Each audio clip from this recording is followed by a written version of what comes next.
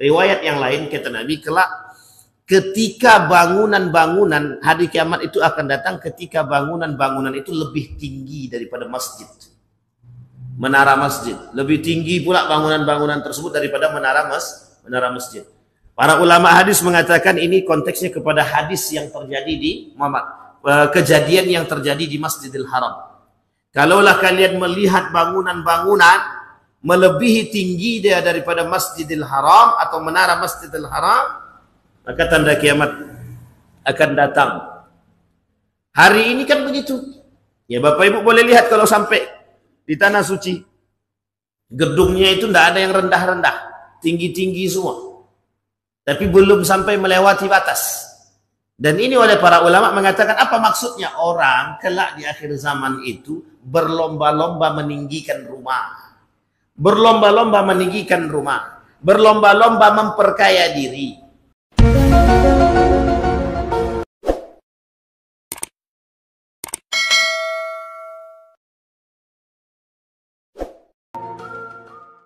Fil alamin innaka Hamidum Majid. Ya ayuhan nasu taqu rabbakum alladhi khalaqakum min nafsin wahidah wa khalaqa minha zawjaha wa batha minhuma rijalan katsiran wa nisaa wattaqullaha alladhi tasaaluna bihi wal arham innallaha kana 'alaikum raqiba. Puji syukur kehadirat Allah atas limpahan rahmat dengan mengucapkan alhamdulillahirabbil alamin, berselawat kepada Nabi dengan mengucapkan Allahumma shalli ala Muhammad wa ala ali Muhammad fil alamin innaka Hamidum Majid. Mudah-mudahan di subuh hari ini Allah limpahkan rahmat dan karunia-Nya kepada kita semua. Allah jadikan rumah tangga yang sakinah, mawaddah warahmah. Allah jadikan anak-anak yang saleh dan salehah, yang selalu dalam ketaatan, yang selalu senantiasa istiqamah dalam kebaikan. Amin ya rabbal. Baik Bapak Ibu sekalian yang berbahagia, di subuh hari ini kita melanjutkan kajian kita. Insyaallah di subuh hari ini mudah-mudahan bisa sampai selesai dari kitabnya Syekh Hasyim Al-Asy'ari 30 tanda hari kiamat kecil atau fenomena hari kiamat yang kecil yang mungkin sebagian di antara kita ada yang melihat tanda-tanda tersebut, bisa jadi itu bagian daripada kemunculan hari kiamat, tapi bisa jadi apa yang bermunculan hari ini, fenomena-fenomena yang bermunculan hari ini bisa jadi adalah proses untuk mendekat kepada datangnya hari kiamat. Memang betul hari kiamat itu tidak ada yang tahu, tetapi itu semua sudah menjadi janjinya Allah mesti datang. Hanya saja Allah kasih tahu amarat. Ketika Nabi Muhammad SAW ditanya tentang hari kiamat, Nabi cuma berkata kepada malaikat Jibril, yang ditanya tidak lebih tahu daripada yang bertanya. Maka kemudian ditanyakan wa an amaratiha. Kemudian ditanyakan kepada Nabi Muhammad SAW tentang tanda-tandanya. Maka tanda-tanda yang besar yang disampaikan oleh Nabi di dalam hadis tersebut dan hadisnya sahih. Nah, tanda-tanda besar itu ada 10. Ada 10 tanda-tanda besar. Sementara sebelum datang tanda-tanda besar sudah ada tanda-tanda yang kecil. Yang hari ini kita bisa melihat fenomena-fenomena tersebut. Apakah fenomena-fenomena tersebut sebagai datang tandanya hari kiamat ataukah tidak? Wallahu a'lam bissawab. Cuma di dalam hadis-hadis Nabi baik dari Sunan Abi Daud dan beberapa hadis yang lain itu menjelaskan tentang tanda-tanda hari kiamat meskipun kecil. Seperti yang dikatakan oleh beliau, ya'ti 'alan nasi zamanun himmatuhum butunuhum. Akan datang hari kiamat, kata Nabi, akan datang kepada umatku satu masa di mana masa itu umatku yang dia pikirkan cuman perut dia saja, bukan yang lain. Nah, ini artinya adalah Nabi mengatakan dalam riwayat ini. Tapi hadisnya sahih apa tak sahih Pak Ustaz? Memang sebagian daripada hadis ini ada yang dhaif, ada yang hasan, ada yang sahih. Tergantung ketika kita melihat hadis ini hasan dan sahih itu baik. Tapi ketika hadis ini dhaif, maka kita boleh mengambil manfaat daripada hadis dhaif tadi. Hanya saja kita tidak boleh mengambil, menjadikan dia dalil atau alasan untuk berhujjah dengan hadis yang dhaif. Tetapi sebagian ulama mengatakan dengan hadis yang dhaif tersebut boleh diambil fadail fadilahnya. Bahkan mengambil fadilah, kata Ibnu Qayyim Al-Jauziyah, mengambil fadilah dari hadis-hadis sahih itu baik. Karena memang di dalam hadis-hadis tersebut baik sahih Bukhari, sahih Muslim, terdapat juga hadis-hadis yang lemah. Pertanyaannya mengapa dimasukkan?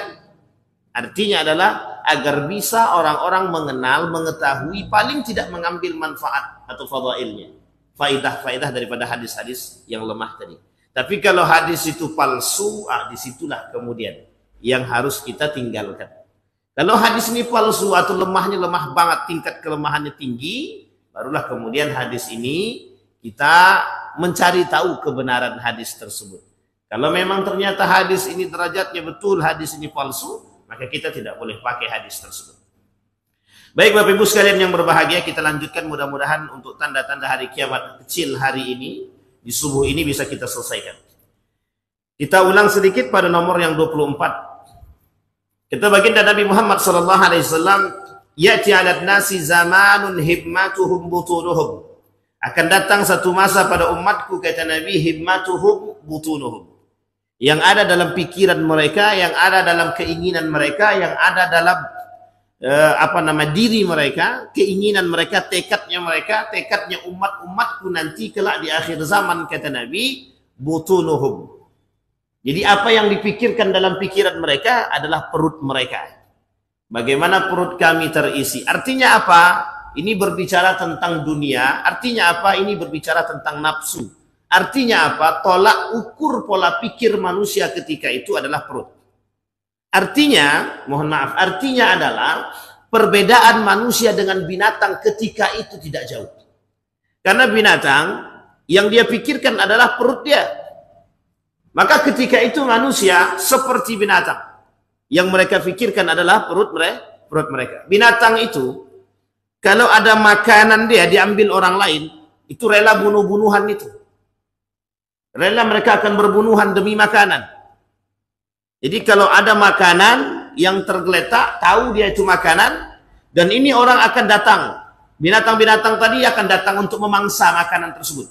Kalau ada musuhnya lain, kalau ada binatang yang lain datang, mereka akan jadikan itu musuhnya juga. Artinya begitukah manusia kelak di akhir zaman, kata Nabi, begitu. Artinya apa?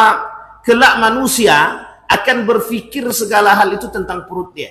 Jadi sedikit saja, di hari ini kan kita juga bisa melihat beberapa fenomena. Senggol bacok ya, senggol bacok artinya, oh ini lapak-lapak saya. Mohon maaf Bapak Ibu, jangan salah. Ini sangat-sangat menjadi krusial hari ini. Apa kata bahasa mohon maaf orang-orang yang tidak beriman hari ini, urusan perut itu sensitif. Urusan perut sensitif. Ternyata bahasa ini sudah lama. 1400 tahun yang lalu dikatakan oleh Nabi, urusan perut ini sensitif. Masalah lahan parkir saja bisa berbunuhan. Itu lahan parkir, Pak. Belum lahan-lahan yang lain. Gitu. Apalagi permasalahan-permasalahan yang lain. Tidak usah jauh. Ketika mohon maaf ada si A, seharusnya si A ini mendapatkan tempat, kursi, atau porsi, atau sebagai apalah dia. Gitu. Tapi tiba-tiba datang si B, yang si B kemudian menduduki posisi dia. Loh, si A ini bisa datang ke dukun. Untuk ngapain? Untuk menyantet orang yang si B tadi. Kasarnya begini. Saya dapat kursi seharusnya, atau seharusnya saya mendapatkan posisi tersebut, jabatan tersebut. Tapi tiba-tiba datang kawan saya. Nah, kawan saya tiba-tiba duduk di situ. Karena manusia tadi cinta jabatan, cinta kekuasaan, yang penting urusan perut. Urusan yang ada nafsu, urusan dunia, apapun akan mereka lakukan. Sehingga mohon maaf, saya pun bisa datang. Datanglah kita ke dukun, tolong santet dia. Begitu mainnya Pak. Demi jabatan, demi kekuasaan, demi posisi, demi apa? Demi hawa nafsu. Demi apa? Demi perut. Demi apa? Demi duit, demi dunia. Artinya apa? Manusia kelak di akhir zaman itu mereka akan berpikir bagaimana menggapai dunia itu, bagaimana memposisikan dunia itu pada diri dia sebagai Tuhan terbaru dia. Sehingga apapun akan mereka lakukan untuk mendapatkan posisi tersebut. Mereka tak berpikir harus menggadai agama. Mereka tak berpikir, mereka tidak takut harus keluar daripada keislaman, murtad, syirik. Mereka tidak pikir. Karena ketika itu hampir semua orang sama. Ketika itu hampir semua orang berperilaku sama. Semuanya akan berlomba-lomba mencari dunia. Fastabiqul khairat, berlomba-lomba mencari kebaikan itu hari ini. Tapi kelak 20 tahun yang akan datang kita tidak tahu. Apakah betul mereka berlomba-lomba mencari kebaikan atau berlomba-lomba mencari kepentingan dunia. Wa syarafahum mata'uhum. Betul seperti yang dikatakan oleh Imam Ghazali, yang menjadi manusia mulia dan berwibawa adalah harta mereka. Harta mereka, maka orang akan berlomba-lomba. Pada riwayat yang lain kata Nabi, kelak ketika bangunan-bangunan hari kiamat itu akan datang ketika bangunan-bangunan itu lebih tinggi daripada masjid. Menara masjid. Lebih tinggi pula bangunan-bangunan tersebut daripada menara masjid. Para ulama hadis mengatakan ini konteksnya kepada hadis yang terjadi di Muhammad. Kejadian yang terjadi di Masjidil Haram. Kalaulah kalian melihat bangunan-bangunan melebihi tinggi dia daripada Masjidil Haram atau menara Masjidil Haram, maka tanda kiamat akan datang. Hari ini kan begitu. Ya Bapak Ibu boleh lihat kalau sampai di Tanah Suci. Gedungnya itu tidak ada yang rendah-rendah. Tinggi-tinggi semua. Tapi belum sampai melewati batas. Dan ini oleh para ulama mengatakan apa maksudnya? Orang kelak di akhir zaman itu berlomba-lomba meninggikan rumah. Berlomba-lomba meninggikan rumah. Berlomba-lomba memperkaya diri. Burj Khalifah itu kurang tinggi apa? Tinggi sekali. Bapak Ibu pernah datang ke Dubai? Belum pernah? Kalau sudah pernah kita doakan untuk kesekian kali. Yang belum kita doakan biar bisa berangkat. Amin. Jangan diaminkan kok. Kalau tak umroh dulu. Atau haji dulu. Ini mau ke Dubai pula dulu. Jadi kalau punya uang datanglah ke Mekah dulu. Jangan ke tempat-tempat lain dulu. Tempat-tempat lain itu dalam riwayat Nabi. Jangan kalian pergi kalian ke 3 tempat. Kecuali ke 3 tempat kata Nabi. Kalau jangan kalian pernah traveling kecuali ke 3 tempat. Yang pertama Makkah, Madinah, Masjidil Aqsa. 3 ini dulu. Setelah itu terserahlah. Yang penting untuk kebaikan. Kembali masalah tadi, bangunan. Sehingga tinggi-tinggi. Orang-orang berlomba-lomba mencari kekayaan. Orang-orang berlomba-lomba mencari kemuliaan. Kemuliaan itu datang karena harta mereka. Sehingga mereka mohon maaf Bapak Ibu. Hari ini kita bisa melihat orang-orang akan mencari kekayaan tadi. Sejalan dengan hadis sebelumnya itu. Bagaimana manusia bisa mengurusi perut dia hanya karena duit saja. Mereka takut kehilangan lapak karena duit. Mereka takut kehilangan lapak karena perut. Kalau lapak ini diambil, ini kejadian nyata. Di kampung saya itu, ketika lahan parkir dia diambil oleh, padahal ini keluarga. Diambil oleh keluarganya lahan parkir tersebut. Apa yang terjadi? Dibunuhnya tetangga tadi. Untung tak mati. Akhirnya dibawa ke rumah sakit dan kondisinya begitu sangat kritis lah. Artinya apa? Ini sangat miris kita hari ini. Kemana iman mereka? Kemana Allah bagi mereka? Kemana agama bagi mereka? Harusnya ketika mereka menjadikan agama sebagai aturan, harusnya ketika agama menjadi regulasi kehidupan mereka. Tidak mungkin Pak. Orang-orang seperti itu tidak mungkin. Makanya hari ini kita dipertontonkan dengan keadaan demikian. Salah satu budaya barat itu seperti itu. Salah satu sistem kapitalis itu begitu. Jadi sistem ekonomi kapitalis, kalau bahasa lainnya kapitalisme atau kapitalis itu Bapak Ibu, itu memang bagaimana memperkaya diri dan memiskinkan yang lain. Dan itu sistemnya konglomerasi. Kalau sudah kapitalis itu mesti konglomerasi dia. Yang kaya ya harus kaya, yang miskin ya harus miskin. Artinya apa? Ketika orang ini kaya dan si ini miskin, mereka tak mau peduli. Tidak mau peduli. Seperti yang dikatakan Ustadz Luqmanul Hakim tadi malam. Apa kata beliau? Ketika tadi malam beliau kata, hari ini kan kita kekurangan manusia yang peduli. Kekurangan kita terhadap manusia yang peduli itu sedikit. Sehingga mohon maaf, yang kaya ya kaya. Kenapa mereka terus memperkaya diri? Mereka ingin orang-orang bergantung kepada mereka. Ketika aku kaya, orang akan bergantung kepada aku. Ketika aku kaya, orang akan memandang aku. Ketika aku kaya, orang akan memuliakan aku. Itu yang mereka cari. Artinya syarafuhum mata'uhum. Yang membuat mereka menjadi termulia, menjadi dimuliakan, itu apa? Harta. Makanya tak salah. Wa inna darahim taksur rijala mahabatan wa majalas. Sesungguhnya posisi orang-orang yang berduit itu menjadi berwibawa di hadapan masyarakat karena harta mereka. Maka sehingga bisa saja orang kaya berkata salah tetap betul. Orang miskin yang berkata benar tetap salah. Innal aghniya idza takallama asaba, idza takallama akhta'a asabat. Wa innal faqira idza takallama akhta'a wa idza al-faqir idza takallama akhta'a idza takallama asaba akhta'a. Kalau orang fakir berbicara betul sekalipun tetap salah. Wa qiblatuhum nisa'uhum. Sekarang itu yang bisa meruntuhkan laki-laki itu bukan harta dan jabatan, tapi wanita.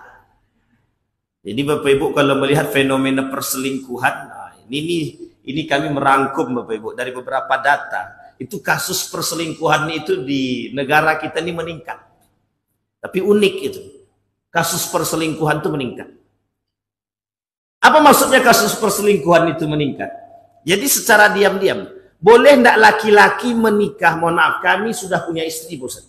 Tapi kami menikah diam-diam tanpa seizin istri pertama kami. Kalau nikah dia tak salah. Salahkah kalau dia nikah secara sah? Tak salah. Sebenarnya tidak harus mendapatkan izin dari istri pertama. Tidak harus. Kalau kita mau merujuk kepada hukum, tak harus. Tapi kalau mau merujuk kepada, mohon maaf, undang-undang negara kita, di KUA itu harus ada izin daripada istri pertama. Meskipun secara hukum syariat tak benar. Karena kalau izin Pak Ustadz, tidak mungkin kami dapat, gitu deh. Iya juga, gitu. Makanya kata Ustadz Saad Latif itu, kami orang Bugis ini, gitu beliau. Itu kami ini tidak takut istri, gitu. Hanya saja istri kami lebih berani daripada kami. Gitu. Itu kata Ustadz Saad Latif. Saya nonton di YouTube, kan live itu tadi malam. Tadi malam di Masjid An-Nur itu. Saya cuma nonton di live saja. Gitu. Jadi begitu. Akhirnya apa? Mohon maaf. Kadang-kadang peristiwa suami takut istri ini juga merajalela hari ini. Ketika salah satu kota di Jawa Barat itu memang dunia terbalik betul itu. Dan itu kenyataan. Yang difilmkan di televisi itu kenyataan itu. Laki-lakinya jaga anak, istrinya pergi kerja. Laki-laki dia cari anak, jaga anak. Tak kerja kalian. Suatu ketika kami berangkat ke tempat tersebut bersama kawan itu untuk melakukan penelitian. Kita cari tahu betul nggak? Memang tidak semua laki-laki, tapi mayoritas. Itu mayoritas itu. Laki-lakinya kemana? Laki-lakinya kerja apa? Yang ngurus anak, pergi antar anak sekolah, bersih rumah, cuci baju. Itu laki-laki. Saya tanya istri-istri bapak kemana? Oh istri kami pergi kerja Pak Ustaz. Kemana kerjanya? Ada yang ke luar kota, ada yang ke Mekah, ada yang ke Saudi, ada yang ke Dubai dan lain sebagainya. Artinya fenomena ini kelihatan. Laki-laki yang menjaga rumah, bersih, mendidik anak, perempuan yang kerja. Ini dah terbalik nih. Secara fitrah dah terbalik. Harusnya laki-laki yang punya tanggung jawab kerja. Begitu juga sebaliknya. Dan kasus ini ternyata bukan sedikit. Mulai nampak di beberapa daerah. Pergi antar jemput anak, suami. Yang cuci baju, suami. Kata istri saya, bang, bapak samping tuh yang cuci bajunya suaminya, katanya. Kata ibu samping tuh yang cuci baju suaminya. Saya bilang, itu nyuruh saya nyuci atau bagaimana? Paham apa ibu maksud saya? Artinya apa? Ketika perempuan menjadi sesuatu yang ditakuti, atau justru sebaliknya, perempuan bisa menjadi salah satu yang dicari. Jangan salah Bapak Ibu, saya pernah ceritakan kepada Bapak Ibu juga. Saya tak sebutlah, tapi anggota dewan lah kan. Jadi anggota dewan itu dulu waktu saya di Yogyakarta itu ada beberapa anggota dewan, saya tak sebut dari daerah mana. Kebetulan kawan saya ini germo. Dia laki-laki, tapi germo. Germo itu dia yang mengumpulkan. Dia punya kontak perempuan-perempuan, mohon maaf, perempuan wanita malam. Nah, ketika itu yang lagi laris itu, kata dia, yang lagi laris itu ayam kampus. Bapak Ibu tahu ayam kampus? Tahu ya Pak ya? Bukan ayam yang sedang kuliah ya. Ayam kampus itu perempuan-perempuan yang memang pekerjaannya perempuan wanita malam lah, tapi mereka mahasiswi. Itu terjadi Bapak Ibu. Kami datang ke rumah dia, ke kosnya teman saya ini. Itu mohon maaf ya, itu agak vulgar sedikit. Ini ya, ini nanti kalau orang-orang daerah datang mau pesan, nah kami tinggal kasih saja. Oh begitu. Bisa. Orang sudah punya kekuasaan, sudah punya jabatan, sudah punya harta, kurang apa? Kaya sudah. Kekuasaan punya. Yang dia tak punya cuma satu saja. Iman. Kalau dia nikah secara baik-baik, sah dia nikah, itu tak ada salah. Mau 4 istrinya sekaligus dia gandeng, tak ada masalah. Kan ada juga anggota dewan yang istrinya 4 itu. Digandeng ke 4-4 nih, tak ada salah. Tapi yang menjadi masalah ketika mohon maaf perselingkuhan yang disebut di sini, zina. Perzinahan yang mereka lakukan di mana-mana. Mereka booking hotel 1, 2, 3 untuk apa? Untuk melakukan zina.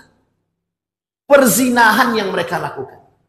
Andai kata semua hotel punya aturan, masuk ke sini harus pakai buku nikah, itu kan sulit itu. Banyak yang hotel tak laku itu. Saya yakin itu. Kenapa tak bisa masuk? Nah, kemana kami cari? Sampai sini paham Bapak Ibu ya? Maka ketika pemerintah mengatakan hotel syariah gitu ya, ketika ingin membangkitkan hotel syariah, itu kadang-kadang hotel syariah juga agak kebingungan itu. Regulasinya seperti apa. Ada salah satu hotel syariah di salah satu kota itu, tak sanggup. Karena sunyi jadinya, gara-gara menerapkan sistem syariah. Artinya apa? Kurang kuat iman.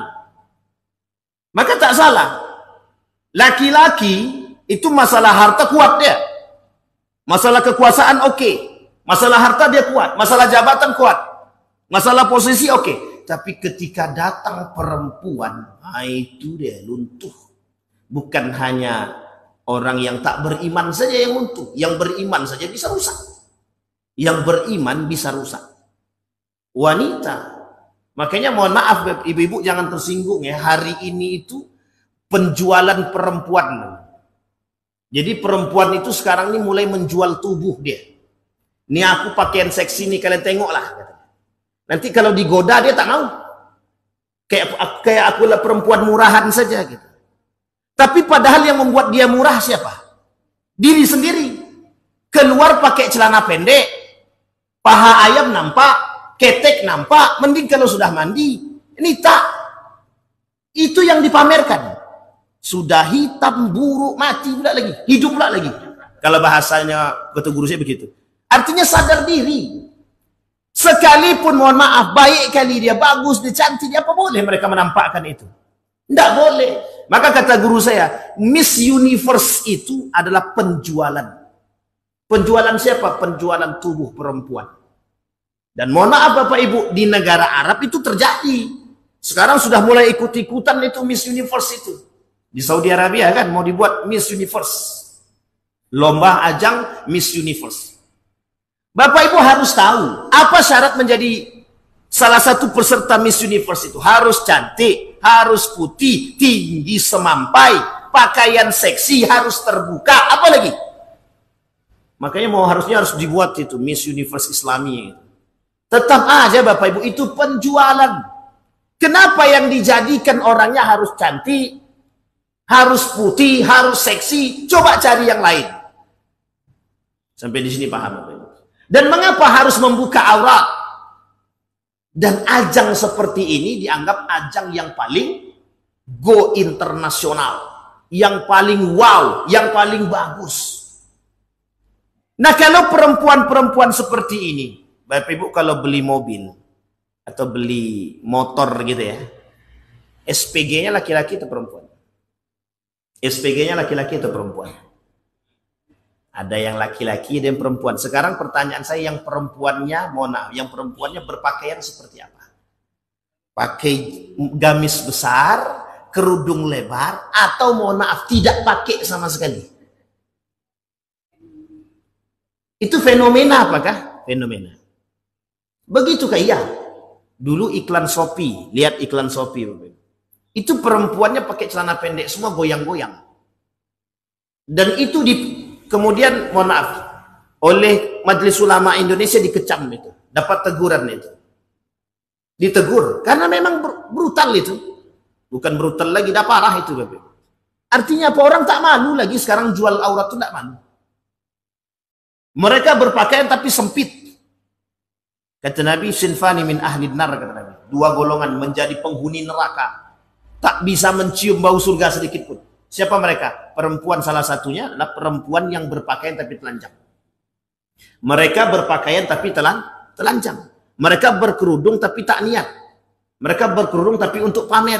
Mereka berpakaian tapi sempit. Mereka berpakaian tapi transparan. Mereka berpakaian tujuannya untuk dipandang. Dan itu penjualan. Mereka menjual diri mereka ke hadapan orang lain. Ketika disenggol, ketika digoda, mereka marah. Padahal yang membuat itu terjadi adalah diri mereka sendiri. Tapi coba bayangkan ketika perempuan berkerudung besar, bergamis, ada yang mau cuit-cuit gitu. Tidak ada. Apa yang mau dicuit-cuitkan? Nampak pun tidak. Sampai sini paham ya Bapak Ibu. Maka nisa'uhum qiblatuhum. Perempuan menjadi tujuan mereka, kiblat mereka. Ketakutan suami terhadap istri. Jangan salah Bapak Ibu. Banyak suami-suami yang takut istri, sehingga banyak suami-suami, aku pokoknya kalau tidak bisa abang menghidupkan aku dengan layak, aku pergi, aku minta cerai. Dengan itu berpikir pula suami tadi, iya gimana caranya ya? Akhirnya mohon maaf, semua hal akan dilaku, baik korupsi lah, yang penting tangan istriku punya emas. Mau apapun dia, yang penting perut istriku terisi. Mau apapun itu, yang penting istriku berjalan pakai mobil. Jadi dia akan lakukan apapun, akan mereka lakukan, baik yang halal maupun yang haram. Karena apa? Ketakutan suami, takut dicerai. Bapak-bapak kalau nampak istri-istrinya begitu, kalau kau nak cerai, ceraikanlah. Ceraikan betul Pak, biar tahu rasa dia sekali-sekali. Artinya apa? Hati-hati, jangan sampai kita yang terpedaya. Karena kalau setan tak bisa menghasut kita, dia akan menghasut istri kita. Kalau tak bisa dia menghasut istri kita, dia akan menghasut anak kita. Kalau tak bisa juga anak kita, istri kita tak bisa dihasutnya, dia akan cari orang tua kita. Kalau tak bisa juga, dia akan hasut orang-orang yang di sekitar kita. Jadi setan itu punya banyak celah untuk menghasut. Yang harus berhati-hati siapa? Kita. Makanya perlu itu kita mencari tahu talbisul iblis itu, bagaimana strategi iblis itu untuk selalu membuat kita terjerumus. Wadinuhum darahimuhum, dan agama mereka, Tuhan mereka adalah harta mereka, duit mereka, jabatan mereka, kekuasaan mereka. Ulaika syarrul khaliq, kata Allah. Itulah orang-orang seburuk-buruknya ciptaanku, kata Allah. Seburuk-buruknya makhluk, seburuk-buruknya ciptaan, kata Allah. La khalaqa lahum indallah. Mereka tidak punya akhlak di hadapan Allah. Mereka sedang tidak berakhlak kepada Allah. Jadi salah satu bentuk akhlak kepada Allah, kata guru saya itu, salah satu bentuk akhlak kepada Allah itu adalah menjalankan perintahnya dan menjauhi larangan. Hari ini orang menjalankan perintahnya, menjauhi larangannya, tapi bersubhat dengan perintah Allah. Bersubhat dengan syariat Allah. Apa maksudnya bersubhat dengan syariat Allah itu? Kalau tidak pakai baju, kan terbuka aurat semua. Kalau pakai baju besar agak aneh sedikit, maka pakailah yang sempit tapi tetap menutup aurat. Itu yang disebut dengan bersubhat itu Bapak Ibu. Bersubhat dengan siapa? Dengan hukum Allah. Bersubhat dengan apa? Dengan syariat agama. Mereka jadikan hal-hal demikian untuk mencari celah agar mereka bisa melakukan yang mereka inginkan. Kami menutup aurat kok, iya tapi sempitnya minta ampun. Kami menutup aurat kok, dulu pakainya celana, sekarang legging. Besok mulai dari legging, setelah setipis-tipisnya legging, besok dicari kain paling tipis lagi. Begitulah keadaan kita hari ini.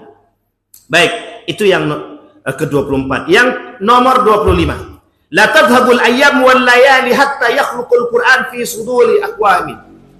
Kata Nabi, tidak akan terjadi hari kiamat itu sampai kalian melihat hari-hari itu, Al-Quran itu tidak ada lagi di hati, di dadanya orang-orang berislam, orang-orang beriman.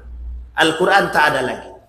Apa maksudnya Al-Quran tidak ada lagi? Kalau dulu kita melihat Al-Quran itu berjalan, di mana-mana banyak orang yang mengerti Al-Quran, di mana-mana kita mendengar orang baca Quran, di mana-mana kita melihat banyak orang yang berlomba-lomba hafal Al-Quran.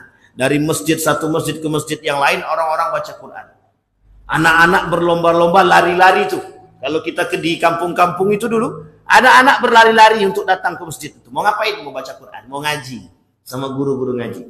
Hari ini kita akan melihat keadaan yang terbalik. Orang tak lagi, Al-Quran itu tidak lagi di hati. Kenapa tak di hati? Karena orang melihat Al-Quran itu sebagai tulisan kuno saja.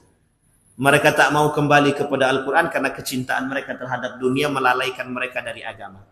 Mereka tak mau lagi kembali kepada Al-Quran karena pengaruh pemikiran mereka yang sudah dirusak oleh pemikiran-pemikiran yang lain.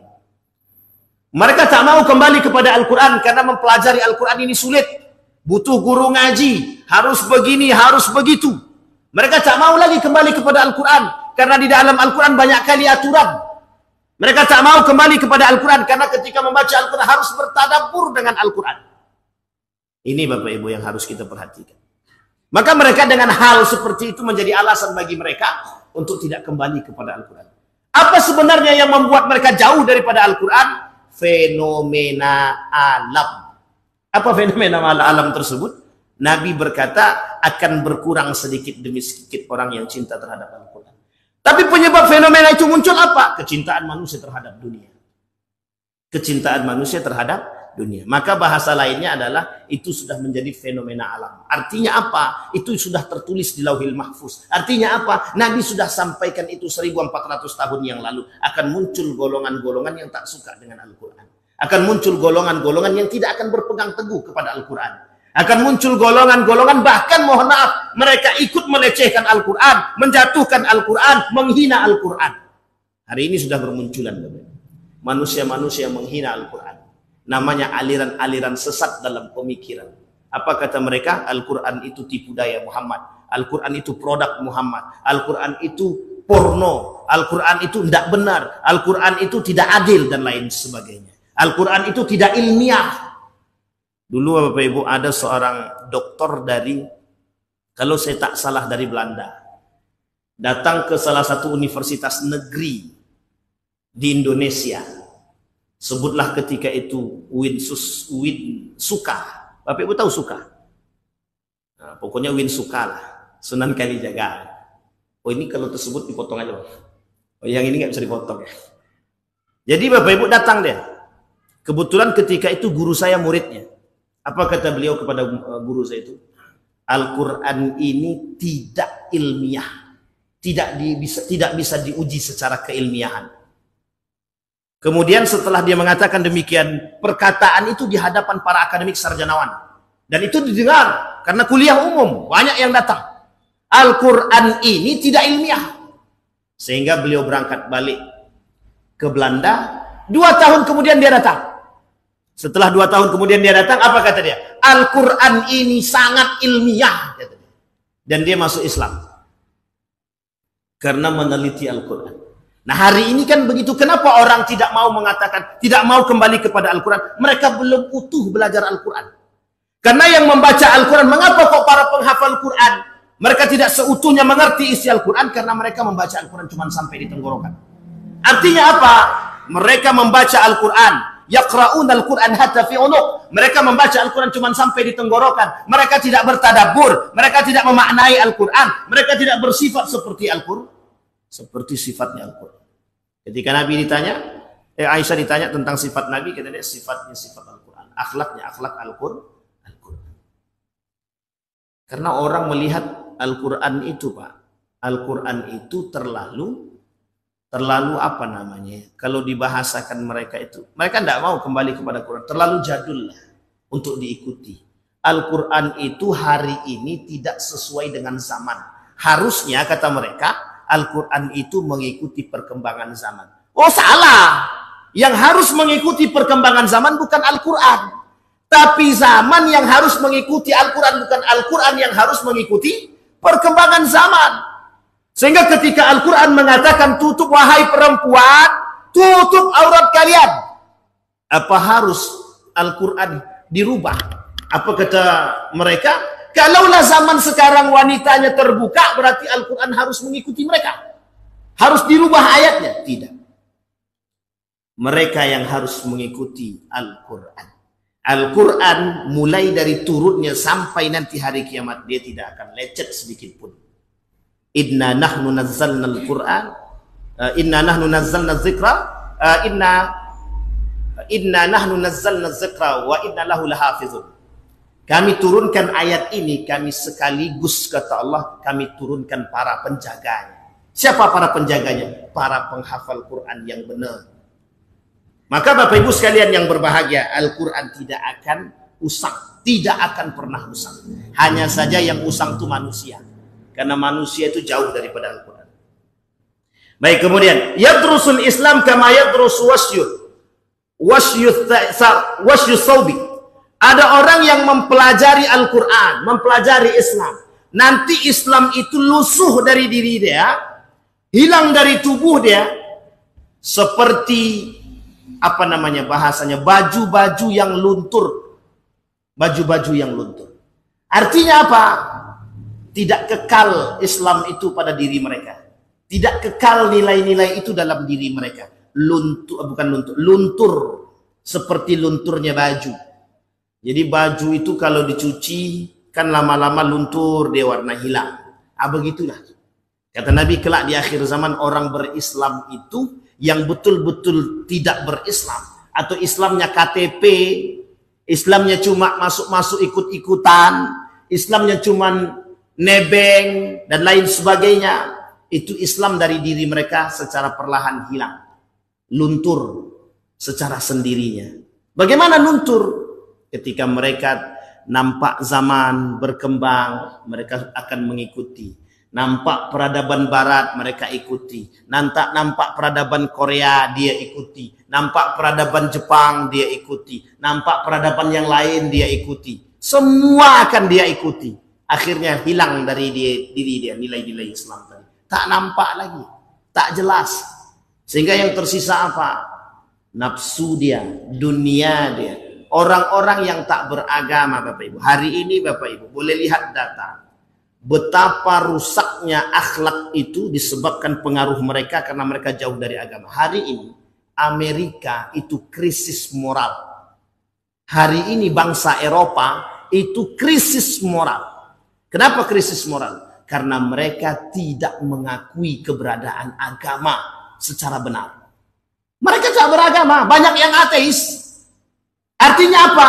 Krisis moral terjadi. Krisis akhlak terjadi. Agama itu regulasi. Agama tidak pernah mengajarkan apapun agamanya. Tidak pernah mengajarkan melawan kepada orang tua.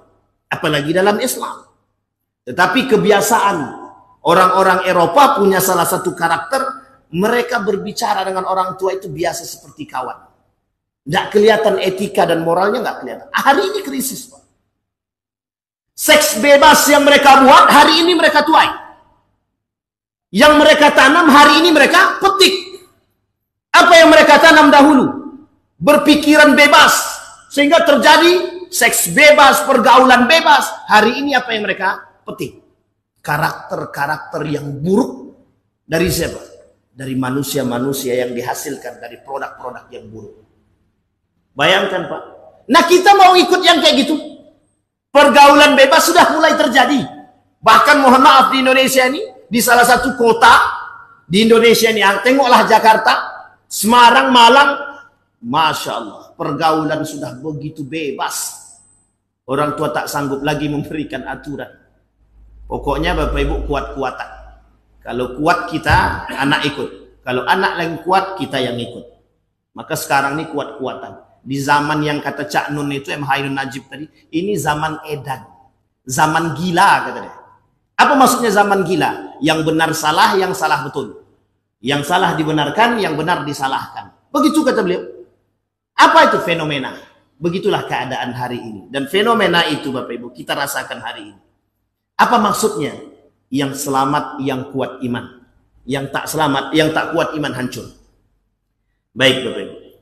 La taqumus sa'ah hatta yuqalu fil ardi la ilaha illallah.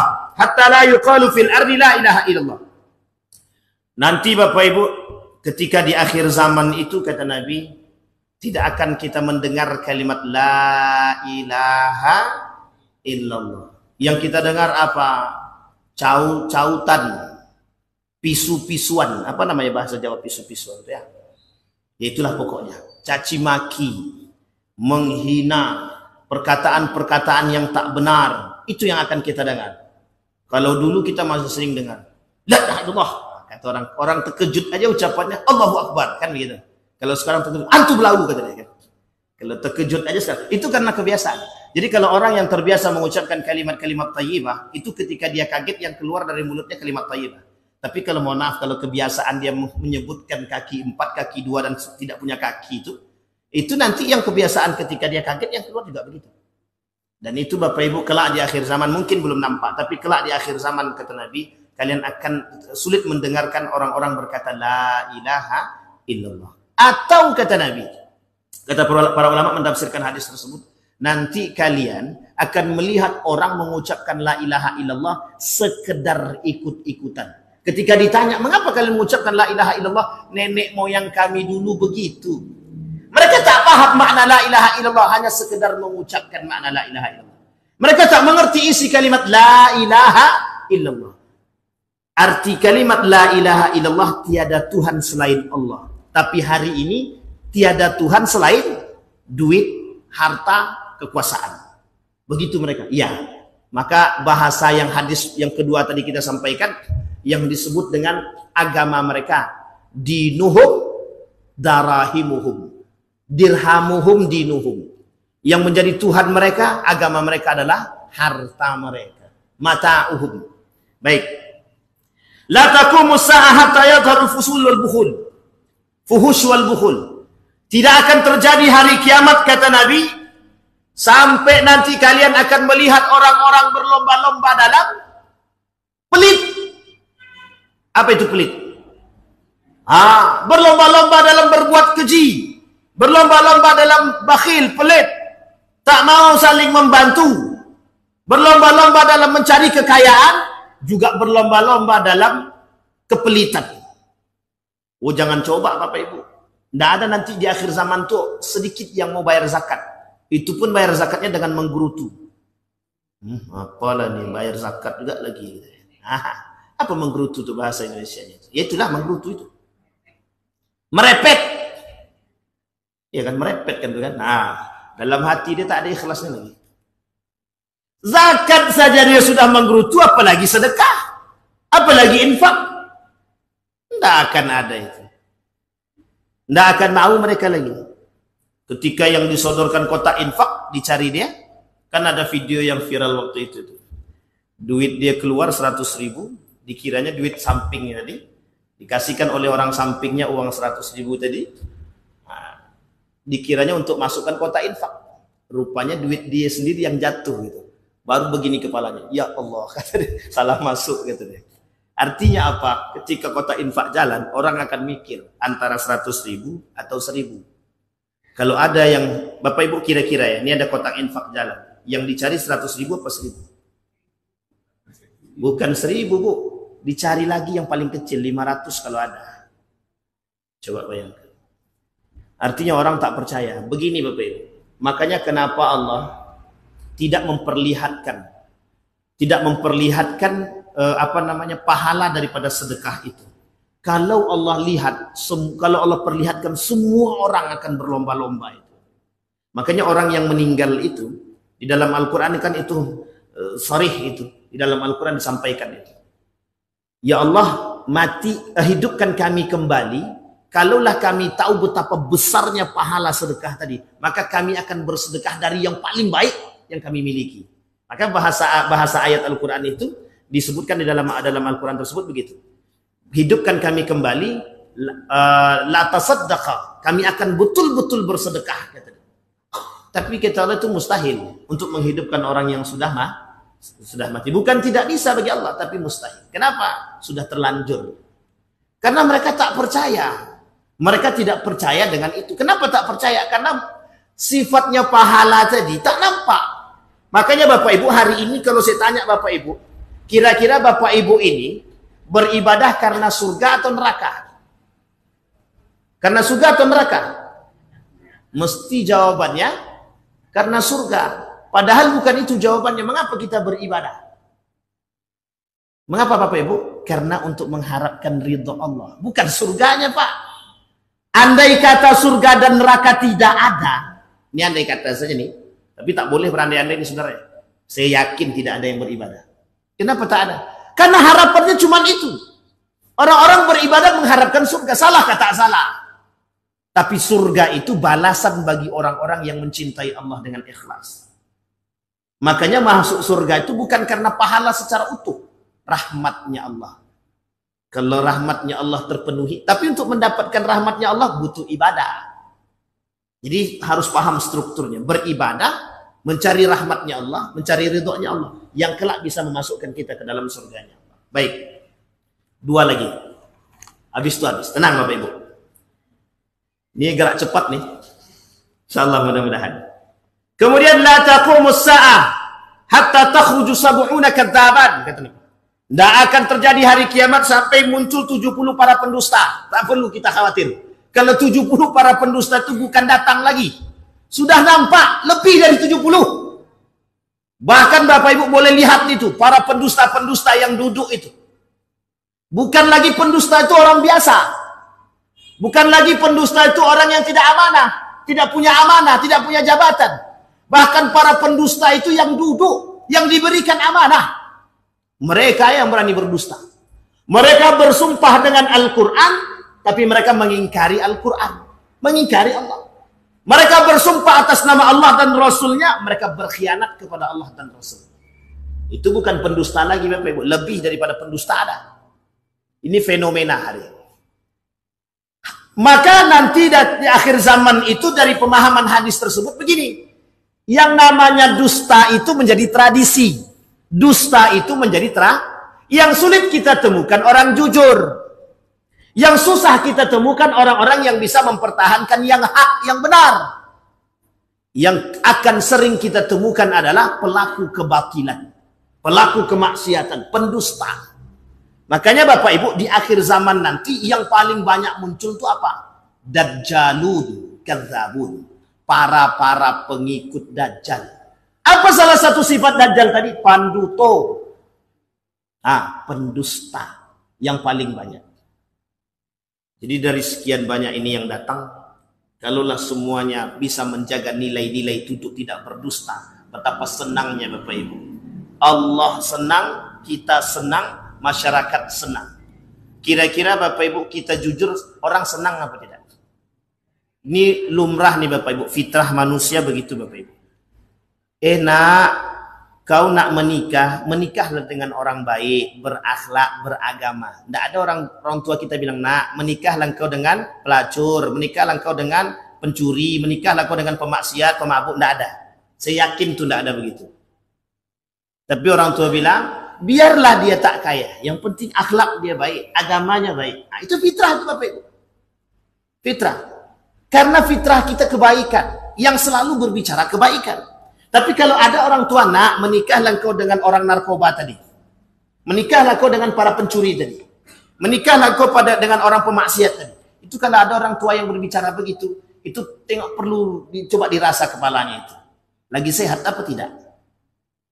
Sampai di sini paham Bapak Ibu ya? Baik. Wa ma ayatuhum. Apa tanda-tanda mereka? Qala ya'tunakum bisunnatin lam takunu alaih. Para pendusta yang paling berbahaya kata Nabi itu adalah kabura maqtan indallah. Orang-orang datang kepada kalian, mengajak kalian kepada kebaikan, dia aja tak pelaku kebaikan. Ini sulit nih Bapak Ibu. Kalau udah gini banyak nih. Ini yang kita takutkan nih Bapak Ibu. Na'udzubillahi min dzalik. Na'udzubillahi min dzalik. Na'udzubillah tsumma na'udzubillah. Mereka berbicara yuhadditsunakum wa lam yaf'aluh. Mereka berbicara ya'tunakum Tapi mereka tak menjalankan apa yang mereka lakukan. Ini yang kita takutkan, yang kita khawatirkan. Kadang-kadang penyebabnya adalah karena kecintaan mereka terhadap dunia. Kecintaan mereka terhadap harta. Mohon maaf Bapak Ibu, ini kita singgung sedikit. Ulama su' itu dah banyak. Ulama su' itu dah banyak. Mereka berbicara, jangan pamer, tapi mereka pamer. Orang 10 miliar kok rumahnya. Itu tujuannya apa? Tapi mereka ustadz. Ya gimana lagi? Ustadz kan manusia juga. Kan gitu bahasanya lagi muncul. Ustadz juga manusia, kan begitu bahasanya. Artinya apa? Jadi kalau ustadz manusia boleh melakukan maksiat. Boleh ustadz berjoget.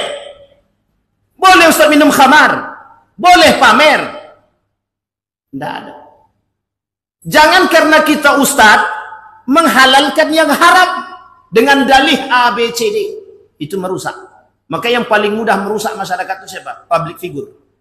Aku ikut begini Pak Ustadz karena dia itulah. Dia siapa? Guru saya. Itu menjadi masalah kita hari ini. Maka kalau yang dicontoh itu tak benar, habis lagi. Baik. Fa idza ra'aitumuhum fajtanibuhum, kata Nabi. Kalau kalian melihat para pendusta berbicara tapi tak menjalankan atau mengajak kalian kepada kerusakan, tinggalkan, kata Nabi. Tinggalkan. Dan yang terakhir, yang 30. Yang terakhir, habis alhamdulillah karena gerak cepat. Yang 30 yang terakhir kata Nabi, di akhir zaman itu isinya manusia munafik. Manusia munafik. Munafik dalam berbagai macam hal. Dia berjualan, dia berbohong. Dia menjadi guru, dia berdusta. Dia menjadi alim, dia berdusta. Dia menjadi pengusaha, dia pendusta. Dia menjadi penguasa, dia berdusta. Dia pemegang amanah, dia berdusta. Artinya apa? Semua lini mereka berdusta. Untuk mencari apa? Suaka. Untuk mencari apa? Kepentingan. Untuk mencari apa? Posisi. Untuk mencari apa? Kenikmatan. Untuk mencari apa? Untuk mencari semua yang bisa mereka cari. Yang bisa mereka pegang. Akhirnya apa? Kecintaan mereka terhadap dunia yang menyebabkan hilangnya agama dari diri mereka. Memang satu sisi sudah menjadi sunnatullah, satu sisi sudah menjadi fenomena alam, tapi satu sisi bagi kita yang mengerti dan mengetahui tujuannya Allah sampaikan, Nabi sampaikan ini agar kita terhindar dari penyakit-penyakit wahan, hubbud dunya wa karahiyatil maut, cinta terhadap dunia. Orang kalau kejar dunia, akhirat tak ikut. Tapi kalau dia kejar akhirat, dunia ikut. Artinya apa Bapak Ibu? Berarti Pak Ustadz kalau kami jualan ini kami sedang kejar dunia atau sedang kejar akhirat? Tergantung niat. Tergantung nih. Ujung-ujungnya ada pada niat. Kalau agama dia jadikan batasan, insya Allah. Usaha dia itu karena Allah. Kalau yang dia jadi landasan adalah dunia dia untuk mencari keuntungan, maka mohon maaf, akhirat tidak bisa ikut-ikutan. Karena apapun yang disampaikan kepada dia mental Bapak Ibu. Jangan main riba juga, jangan pinjam uang ke bank juga. Kata dia, kalau saya tak pinjam duit, maka bisnis saya tidak akan berkembang. Artinya apa? Nafsu dunia yang berbicara. Lah hancur, baru dia datang, baru sadar. Kalau tahu dari dulu aku Ustaz tak mau main.